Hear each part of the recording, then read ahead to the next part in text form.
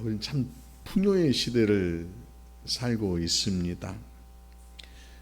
클릭 몇 번만 하면은 음식이 배달되고, 손바닥 안에 있는 스마트폰, 자그마한 스마트폰 하나 가지고 전 세계의 콘텐츠들을 전부 즐길 수 있는 그런 시대. 또 지금 이미 AI 시대가 접근되어서 우리가 AI를 누리고 있는데, 예전에는 뭔가를 정보를 얻기 위해서는 책을 펼친다든지 혹은 검색 엔진을 활용해서 정보를 찾아내었는데, 이제는 그런 검색 엔진이 필요 없이 챗 GPT 또는 제미나이 이런 AI에게 물어보면은 금방 이렇게 정보들을 알 수 있는 그런 편리함의 시대, 풍요의 시대를 살고 있습니다. 그런데 여러분, 이런 풍요의 시대를 살고 있는데 여러분 굉장히 만족하십니까? 삶에 굉장히 어떤 평안함이 있으십니까?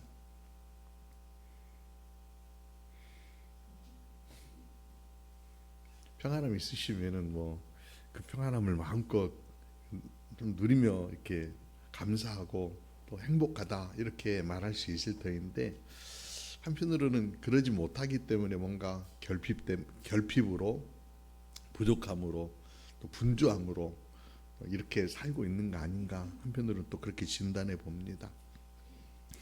우리 풍요의 속에서도 그 평온을 누리지 못하는 이유가 뭐일까?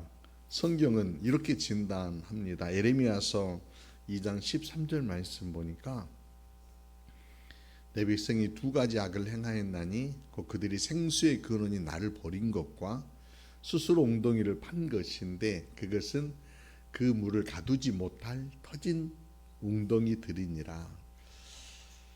예레미야의 진단은 사람들이 끊임없이 물을 가두지 못하는 터진 웅덩이를 파면서 삶을 살고 있다는 거예요.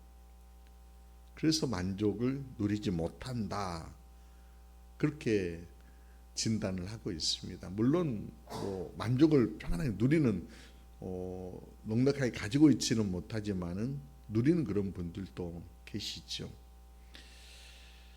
여러분, 미니멀리즘이라고 하는 용어를 아실 겁니다. 최소의 소유운동입니다. 2010년도에 미국의 조슈아 필즈 빌먼, 그리고 또 나이언 니커즈머스라고 하는 이 두 분이 더 미니멀리스트라고 하는 웹사이트를 개설을 해서 미니멀 운동을 전개했습니다. 두 분은 나름대로 성공한 사람들이었습니다. 좋은 차, 큰 집, 넘쳐나는 물건 속에서 굉장히 분주하게 일주일에 70에서 80시간씩 노동을 하면서 살았는데, 공허함이 밀려왔습니다. 이 뭐지? 왜 공허하지? 자꾸 이렇게 뭔가를 소유하려고 하는 거에부터 마치 터진 웅덩이에 물을 채우듯이 그렇게 살다가 공허함이 밀려온 거예요. 그래서 반대로 한번 해보자. 소유를 줄여보자. 소유를 줄여보면 뭔가 새로운 것들이 있겠지라고 미니멀 운동을 펼쳤는데, 소유를 줄여보면서 누리게 된 것이요, 정말 중요한 것들이 보이기 시작하더라는 겁니다. 정말 중요한 것이 뭐인지. 그러면서 나름대로 이제 지금도 계속 미니멀 운동하는 분들이 많이 계시잖아요. 여러분, 소유하고 있으니까 불안하다, 더 소유하려고 하는 것 때문에 터진 웅덩이다, 또 이렇게 미니멀 하니까 행복하다, 단순 비교로는 이게 평안함이라고 하는 것이 주어지는 것이 어느 한쪽이다라고 얘기를 하지 못할 겁니다. 그럼에도 불구하고 왜 인간은 그토록 필사적으로 터진 웅덩이를 파려고 하는 것일까 한번 물어봐야 합니다. 왜 터진 웅덩이에 대해서 그렇게 집착하는 것일까? 왜 그럴까요? 왜 인간은 웅덩이가 터져버린 걸 이미 알고 있어요. 그럼에도 불구하고 계속 그 웅덩이를 파면서 물을 채워보려고 하는 것일까요? 그것을 저는 이렇게 한번 진단해 보았습니다. 가치의 부재가 아닌 가치의 망각이다. 이런 사건이 하나 있었습니다. 1911년도에 프랑스에서 있었던 일인데, 여러분 누브르 박물관이라고 하는, 여러분 프랑스 파리에 가고 있는 박물관 있잖아요. 그 박물관에서 레오나르도 다빈치가 그렸던 모나리자가 도난당하는 사건이 있었어요. 근데 역설적이게도 모나리자가 박물관에 걸려 있을 때보다 모나리자가 도난당하여서 빈 공간으로 되어져 있을 때에 사람들이 더 많이 찾아왔대요. 뭐 보려고 온 거예요? 빈 공간 보려고 온 거예요. 그러면서 가치의 부재일 때 가치가 중요하다라고 하는 것을 깨닫게 되었다라고 하는 거예요. 그러니까 부재를 통하여서 가치를 깨닫는다. 여러분 우스갯소리로 그런 얘기 많이 하잖아요. 남편들에게 아내가 자주 이런 얘기 합니다. 뭐라고 얘기해요? 있을 때 잘해. 그잖아요. 여러분 있을 때 잘해. 정말 그런데 이게 잃어버리고 사라지고 없을 때에 그 존재가 정말 중요한 존재이다라고 하는 것을 깨닫는다는 거예요. 인생을 살아내면서도 정말 무엇이 중요한지 초점이 흐려져 있기 때문에 우리가 자꾸 무너진 줄 알고 있지만 채우면 그것이 빠져나가 버릴 것인 걸 알면서도 그 웅덩이를 계속 파고 있는 거 아닌가 생각해 봅니다. 여러분 인생에서 가장 중요하게 가치 매김하고 있는 게 무엇이십니까? 자, 하나님은 그러면은 하나님 입장에서 가장 소중하게 여기는 거 뭐일지 한번 역으로 한번 여쭤보십시다. 하나님은 뭘 그렇게 소중하게 여기실까요? 나와 하나님의 관점들이 조금은 다를 수 있어요. 나는 굉장히 소중하게 여기는 건 내 인생에서 가장 넘버원 중요한 보물은 내 아내입니다. 내 남편입니다. 내 자녀입니다. 아니면은 자동차입니다. 뭐 그렇게 얘기할 수도 있을 거예요. 근데 여러분 그 가치가 이 초점이 흐트러져 있기 때문에 정말 인생의 중요한 가치를 찾아내지 못하여서 결국 자꾸 엉터리 같은 거에 내 에너지를 쏟고 빠져버릴 물인 것 같지만 거기에다 물을 채우기 위해서 힘쓰고 애쓰는 거 아닌가라고 하는 거예요. 하나님은요 우리를 향하여서 나에게 가장 소중한 것은 너다라고 말씀하시고 있습니다. 더불어서 우리를 향하여서도 너도 나를 가장 소중하게 여겨줬으면 좋겠다 바라지 않으실까요? 그 하나님께서 지금 이 순간 우리와 함께 계심에도 불구하고 그분의 가치를 깨닫지 못하고 마치 매일 르브르 박물관에 걸려 있었던 모나리자의 진가를 모르고 무심히 지나쳤던 관람객들처럼 오늘 하루를 살아내면서 또 일상을 살아내면서 하나님의 소중하심, 하나님의 가치에 대한 매김들이 흐트러져 버리고 있다라고 하는 거예요. 그래서 시편 오늘 100편 3절의 말씀 상반절에 하나님 이런 선포를 하십니다. 시편 기자의 선포입니다. 여러분 상반절 말씀을 같이 한번 읽어볼까요? 시작. 여호와가 우리 하나님이신 줄 너희는 알지어다.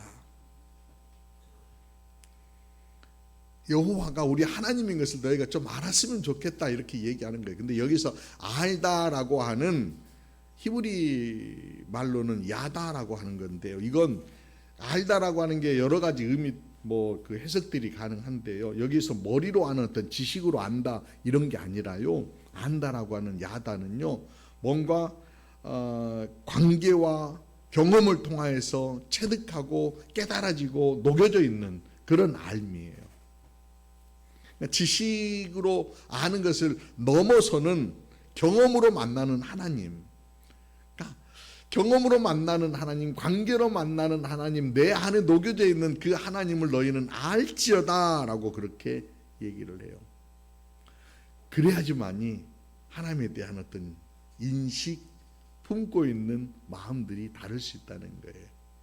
반대로 사도 바울은요, 맹렬하게 로마 교회를 향하여서 이런 얘기를 합니다. 로마서 1장 21절 말씀 보면은 하나님을 알되 하나님을 영화롭게도 아니하고 감사하지도 아니하고 오히려 그 생각이 허망하여지며 미련한 마음이 어두워졌나니, 이방인들을 향하여서 했었던 그 사도 바울의 외침인데요. 여기에서 하나님을 알되 하나님을 영화롭게 아니한다라고 하는 것은 일반인들도 하나님에 대해서 알고 있다는 거예요. 하나님 어떻게 알아요? 일반 계시를 통하여서 이미 하나님의 하나님 되심을 드러내셨어요. 예를 들었어요. 아침에 해가 뜨고요, 저녁에 해가 지고요, 바람이 불고요, 곡식이 자라고요, 나무가 열매 맺는 모든 이 과정 가운데 이 과정을 주관하시는 생명의 주관자는 누구이십니까? 우리는 하나님인 것을 알고 있어요. 세상 사람들도 하나님이 그렇게 하고 계시다라고 인정하고 있어요. 그런데 그 하나님을 알면서도 인정하지 않고 감사하지 않는 세대, 그들이 바로 터진 웅덩이를 파는 세대이다라고 그렇게 얘기하고 있는 거죠. 하나님을 깨닫지 못해 감사하지 못하고 마음이 어두워져서 허망하여지며 미련한 마음으로 어두워졌다, 이렇게 바울은 소개하고 있는 겁니다. 다시 시편으로 넘어오면 시편 기자는 우리가 놓쳐버린 하나님의 속성과 우리의 정체성에 대해서 3절 하반절에 대해서 명확히 다시 한번 상기시켜 주시는데요. 이제 다시 한번 3절 하반절 말씀 같이 한번 또 읽어볼까요? 시작. 그는 우리를 지으시니요 우리는 그의 것이니 그의 백성이요 그의 기르시는 양이로다. 아멘. 하나님을 알자라고 하면서 나는 또 누구이냐라고 하는 거예요. 나는 그분의 지음받은 자, 그러니까 하나님의 작품이다라고 하는 거고요. 우리는 누구의 것? 하나님의 것이고, 우리는 그의 기르시는 양이다, 그의 백성이다, 그의 돌보심 아래에 있는 양이고 백성이다 라고 하는, 그래서 하나님께서 그 인생을 책임져 주신다라고 선포하고 있는 겁니다. 이 진리를 우리 몸 안에 녹여내서 말마다 그 하나님을 체험하고 만나고 그 하나님을 알아갈 때에 우리의 삶의 자세들이 달라질 수 있다라고 하는 거예요. 초점들이, 흐렸던 초점들이 선명해질 수 있다는 겁니다. 근데 이제 이 깨달음이라고 하는 것이 한번 톡 던져져 가지고 싹 받았습니다 라고 해서 내가 알면은 참 좋으련만 그게 안 되잖아요. 하나님을 만나십시오라고 아무리 여러분들에게 뭐 말씀을 전해드리면서 성경 안에서 하나님 만나십시오, 기도드리면서 하나님 만나십시오, 그 하나님께 찬양을 올려드리십시오라고 이렇게 말씀을 드려도 이게 깨우쳐짐이 없을 수 있다는 거예요. 그 깨우침을 위해서 어떻게 하면 깊은 영적 무감각을 깨울 수 있을까? 오늘 시편 기자는요 우리에게 길을 안내하고 있어요. 2절과 4절 말씀 여러분 같이 한번 제가 읽어드릴게요. 기쁨으로 여호와를 섬기며 노래하면서 그의 앞에 나아갈지어다. 감사함으로 그의 문에 들어가며 찬송함으로 그의 궁정에 들어가서. 여기서 나아가다 들어가다라고 하는 그런 표현은 단순하게 뭐 이렇게 이동하는 이런 것이 아니라 히브리 말로 보니까 그래요. 방향을 트는 거예요. 턴하는 거예요. 그러니까 세상으로 향하였던, 세상의 시선으로 터진 웅덩이로 향하였던 그 시선을 턴하여서 여호와께로, 하나님께로, 그의 문으로, 적극적인 의미인 것이죠. 이렇게 적극적으로 턴하려고 하면 여러분 어떻게 해야 돼요? 턴하려고 하면 그냥 가다가 막 달려가다 딱 턴할 수 있나요? 멈춰야죠. 멈춰서 그 문과 그 궁정을 향하여서 나아가라, 들어가라, 전환하라, 그런 표현인 것이죠. 저는 이것이요, 그 문으로 나아가라, 들어가라라고 하는 그런 표현이 바로 예배 아닌가 싶습니다. 예배는요, 터진 웅덩이를 파던 삶의 분주함을 이제는 잠시 내려놓고 생수의 근원이신 하나님을 향하여서 서는 거룩한 멈춤입니다. 때로는요 인생위기가 막 몰려왔을 적에, 답답하게 몰려왔을 적에 여러분 잠시 멈춰서서 하나님 보는 어떤 시간들이 굉장히 필요하잖아요. 근데 이게 안 서면은요, 계속해서 그 터진 웅덩이에 집중하게 가면은 하나님이 어떻게 하시냐면은 강제로요 딱 멈춰서게 하시더라고요. 간증하신 분 중에 지난주에 우리가 그 영상 하나 보셨잖아요. 전유성 씨의 그 어떤 예수를 영접하는 그 이야기를 간증했던 조혜련 씨의 이야기, 간증 이야기를 잠깐 봤는데, 조혜련 집사님의 이야기를 조금 더 알고 싶어서 제가 뭐 좀 검색하고 좀 찾아보고 보았습니다. 잘 몰랐어요. 저분이 어떻게 살았는지. 항상 웃고 남에게 즐거움을 주는 분으로만 지내셨나 이렇게 생각했더니 그게 아니더라고요. 굉장히 굴곡진 삶을 살으셨어요. 나름대로 성공의 정점에 섰을 적에 잘 나간다라고 어디 가더라도 누구든 다 알아보는 그런 정점에 딱 서 있었을 때 하나님 그를 딱 멈추게 하셨더라고요. 그래서 자녀와 단절되고요, 이혼하게 되고요, 모든 것들이 다 무너지는 듯한 강제적 멈춤을 경험. 이건 뭐 그분의 표현이에요. 강제적으로 하나님 멈춰주셨다, 멈추게 했다. 근데 멈췄는데 그 멈춤을 통해서 하나님을 인격적으로 만났다라고 하는 그런 표현을 하십니다. 모든 것이 멈춘 그 자리에서 성경을 붙들게 되었고, 하나님에 대해서 듣게 되었고, 또 무릎 꿇고 기도하는 그런 자리를 찾게 되었다라고. 그래서 어두워졌던 그 마음들이 회복하여지고 하나님을 발견하고 하나님의 사랑을 깨닫게 되는 은혜의 시간이었다라고 그렇게 표현합니다. 그러니까 하나님께서 강제적으로 멈추게 하셔서 했다는 거예요. 하나님께서 이거 목사님 지금 겁주는 얘기 하시네. 여러분 기억할 것은요, 하나님은요 우리를 다 부서뜨려서 나오지 못하도록 다 이렇게 조각 내 가지고 데려가기를 원하시지 않으십니다. 하나님은 훨씬 더 많은 경우 우리들이 자발적으로 멈추어서 하나님 앞에 나오기를 기대하시고 또 그 자리로 초청을 하십니다. 그게 하나님의 기다리심이에요. 자, 자발적 멈춤을 위해서 우리가 지금 잠시 모든 일상들을 다 스탑하고 여기에 지금 계셔서 오늘 말씀에 집중하면서 보고 계시잖아요. 저를 보고 계시고 말씀을 듣고 계시는데 이게 자발적 멈춤이라고 저는 생각해요. 예배가 자발적 멈춤이라고 하면은 이 자발적 멈춤의 시간들을 통하여서 영적 미니멀리즘을 한번 시도해 보자라고 하는 거예요.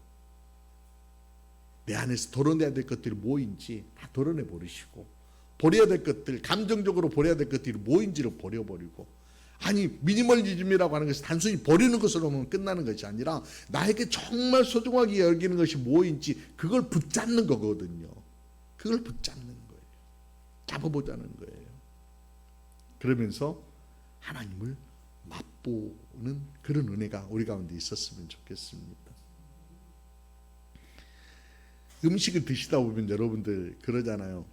자극적인 음식을 많이 좋아하고 자극적인 음식에 길들여져 있는 분들은 재료의 본연의 맛을 잘 못 느끼신대요.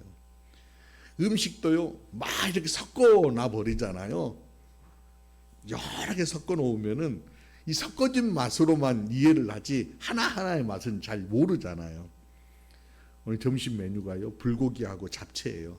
잡채 드시면은 잡채에 들어가 있는 여러 야채, 고기 이런 어떤 질감 하나하나의 맛을 잘 모를 수 있어요. 그냥 잡채 맛이구나 이건. 근데 재료의 본연의 맛을 알려고 하면 어떻게 해야 돼요? 소박하지만은 하나하나 드셔봐야 되는 거예요. 그런 것처럼 하나님께서 오늘 자발적으로 멈춘 여러분들에게 들려주시는 하나님 말씀을 하나하나 곱씹으면서 그 맛을, 하나님 나를 향한 하나님 그 사랑의 맛을 한번 느껴보실 필요가 있다는 거죠. 자, 여러분에게 도전합니다. 3절 말씀 다시 한번 펼쳐봅니다. 3절 말씀인데 이 말씀이요 여기서 우리라고 하는 단어들을 제가 나라고 하는 것을 한번 바꿔봤어요. 여러분 지금은 영적 미니멀리즘을 시도하는 그런 시간입니다. 하나님을 체험하고 하나님 맛보는 그런 시간입니다. 나를 향한 하나님에게 나를 얼마나 소중하게 여기시고 또 하나님 나를 얼마나 하나님이 소중하게 여기는지에 대한 어떤 서로의 어떤 교환들, 관계들을 맺기 위한 말씀으로 이 말씀을 천천히 좀 변형했습니다마는 3절 말씀을 저와 함께 읽어보십시다. 시작. 여호와가 나의 하나님이신 줄 너는 알지어다. 그는 나를 지으시니요 나는 그의 것이니 그의 백성이요 그의 기르시는 양이로다. 아멘.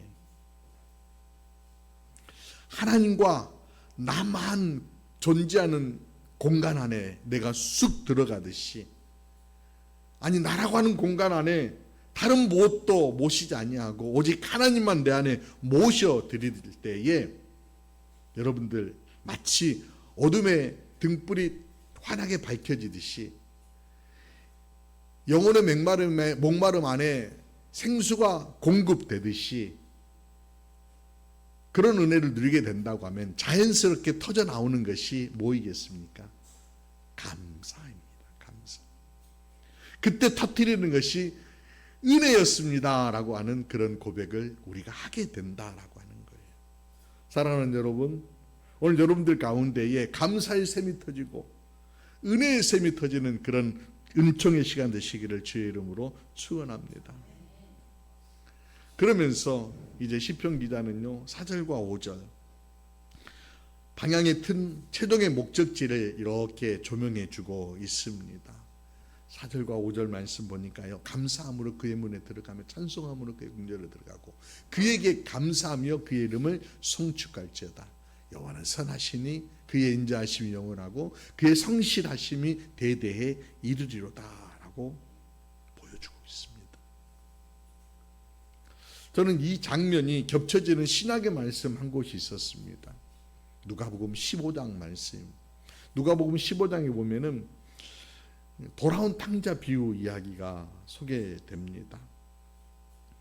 탕자는요 스스로 팔에 했던 그 터진 웅덩이, 그 웅덩이가 결국 산산조각 나버리잖아요. 그래서 돼지 우리에 주저앉아서 엉엉 울다가 절망의 바닥에서 잠시 멈추고 깨닫게 되는 것이 내 아버지 집에는 라고 하는 그 깨달음이 있었고요. 그리고 결단합니다. 내가 아버지의 집에 종으로라도 나아가겠다라고 벌떡 일어나서 아버지께 가리라. 사제를 마치 아버지의 집으로 향하듯이 그 문으로 들어갑니다. 아버지가 책망받을 각오를 하고 가는 것입니다. 냄새나는 부끄러운 모습이지만은 아버지 집으로 들어가겠다라고 하는 결단으로 가는 겁니다. 그런데 그 문 열고 갈 때에요, 저 멀리에서 체면도 버리시고 그냥 한 걸음에 달려오시는 아버지를 만나게 됩니다. 아버지 나를 품꾼 하나로 써주십시오라고 말하기도 전에 아버지는요 그를 껴안아버리십니다. 마치 4절에 그의 궁전이라고 하는 그런 표현이 나오듯이 궁전은 뭐 차갑고 위험 있는 대리석 건물이 아닙니다. 여기서 궁전은 모든 판단은 멈추고 무조건 품어주시는 하나님의 품입니다. 그렇게 품어주시듯이 품어주셔 버렸다라고 하는 겁니다. 아들은 그 따뜻한 아버지 품에서 비로소 아버지의 성품을 깨닫습니다. 아버지는 선하시고 아버지는 인자하시고 아버지는 성실하신 분이시다. 마치 우리가 신앙으로 고백할 때에 바로 이런 고백들, 여호와는 선하시고 인자하시고 성실이 대대에 이르리로다 시편 기자가 찬양하였듯이 우리의 찬양이 되었으면 참 좋겠습니다. 끊임없이 성과로 너의 가치를 증명하라라고 하는 속삭임에 여러분 이제는 귀는 닫으십시오. 생수의 근원이신 아버지는 내가 너를 선하게 인자하게 성실하게 사랑한다라고 말씀하여 주시고 계십니다. 그 아버지의 사랑이 완전하게 잠길 때에 더 이상 우리는 돼지 우리의 쥐염 열매를 부러워할 필요도 없고 또 삶의 참된 만족이라고 하는 것이 우리 가운데 소소하지만은 찾아오게 될 겁니다. 올해 감사절을 지금 우리가 보내고 있습니다. 우리는요 올해만큼은 터진 웅덩이에서 얼마나 많은 것들을 퍼 올렸는지 자랑하고 계산하는 날이 아니었으면 좋겠습니다. 그저 자격 없이 우리가 아버지 집으로 돌아온 것 자체로 기뻐하며 잔치하는 그런 날이었으면 참 좋겠습니다. 탕자를 향하여서 달려와 안아주셨던 그 아버지 품에서 거룩한 멈춤의 공간으로 아버지의 그 사랑을 다시 한번 새기면서 우리가 하나님께 감사하고 아버지께 감사하고 아버지과 함께 그 걸음들을 걸어내는 그런 걸음이었으면 참 좋겠습니다. 설교를 준비하면서 감사를 짜내보려고 막 올해도 감사 설교를 해야 되니까 감사 막 찾아보고 그랬습니다. 근데 퍼뜩 드는 생각이 감사는 짜내는 것이 아니더라고요. 짜내가지고 나올 수 있는 것이 아니라는 깨달음이 들었습니다. 여러분, 감사를요 애써 짜내려고 하지 마시기 바랍니다. 그래서 감사는 선하고 인자하시고 성실하신 아버지 품에서 그 아버지께서 조명해 주시는 대로, 그 아버지께서 부어주시는 대로 그 부어주심을 깨달을 때에 터져나오는 기쁨의 함성이고 또 한편에 생명의 노래인 것입니다. 그러므로 여러분들, 오늘 이 시간 멈춤을 통하여서 주님께서 여러분 각자의 심령 가운데 부어주시는 그 만남, 은혜, 이런 것들을 다시 한번 되새기면서 함성의 노래, 감사의 향기를 흘려보내는 사람들 되시길 바라고, 또 여러분들 삶의 자리 가운데에서도 그런 소소하지만은 매 순간마다, 아침마다 또는 순간마다, 저녁마다 그 주님을 알아가시면서 여러분 감사의 향기를 세상 가운데, 여러분의 삶의 자리 가운데 흐르게 하는 모두가 될 수 있기를 주님의 이름으로 축원드립니다. 기도드리시겠습니다. 하나님 아버지, 말씀을 통해 어두워진 마음을 비춰주시니 감사합니다. 하나님을 알되 감사하지 못하며 허망한 터진 웅덩이를 파며 살아왔음을 고백합니다. 성공의 웅덩이, 염려의 웅덩이, 자극의 웅덩이에 빠져 지쳐있던 저희를 불쌍히 여겨주심을 믿습니다. 오늘 멈춤과 돌이킴으로 다시 아버지 품에서 기쁨을 누리게 하시니 감사합니다. 치근히 여겨 달려와 안아주신 아버지의 선하심에 감사합니다. 종이라도 되려고 했던 우리에게 아들의 가륵지를 끼워주신 인자하신 아버지를 만나게 하시니 감사합니다. 우리가 떠나 있던 그 순간에도 성실하게 기다려주신 아버지의 신실함을 의지합니다. 이제 우리가 감사가 짜내는 의무가 아니라 그 아버지 품에서 터져나오는 기쁨의 함성이 되어지기를 원합니다. 기쁨으로 섬기고 주님과 걷는 동행을 이루게 하여 주옵소서. 그리하여서 모든 순간 하나님과 동행하며 그 하나님으로 인하여서 기뻐하는 삶을 살아내게 하여 주옵소서. 감사를 흐르게 하는 삶을 살게 하여 주옵소서. 믿사옵고 우리 구주 예수 그리스도의 이름으로 감사하며 기도드리옵나이다. 아멘. 아멘.